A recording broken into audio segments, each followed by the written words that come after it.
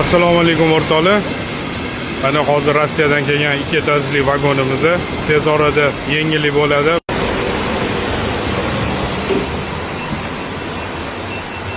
Mana o'rtoqlar, bu birinchi qavati. Yana hozir ikkinchi qavatga chiqib ko'rsataman. Bu vagonimiz o'zining ichiga 104 kishini sig'dira olar ekan. Bu ikkinchi qavati mana.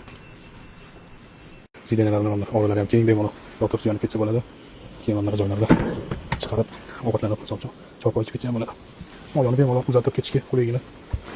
O'sini qilar ekan. Bunaqa darajada suyanib yotib ketsa bo'ladi. Bu standart holati, bu suyangan holat. Juda qulay. Bularda ham orqasida bemalol joy qo'yib ovqatlanib ketib, stulcha qilsa bo'ladigan joylar bor ekan. Bu tablosida vagonning ichidagi vagon tashqarisidagi harorat ko'rsatib turar ekan. Bu yerda mana kullerlari birinchi etajga tushib, birinchi etajni ham ko'rsataman hozir. Bu yerda uje keyingi vagonga chiqib ketadigan joylari, tualetlari. Bu avtomatически o'zi ochilar ekan. Yurib kelganmi? Birinchi qavat bu yerda.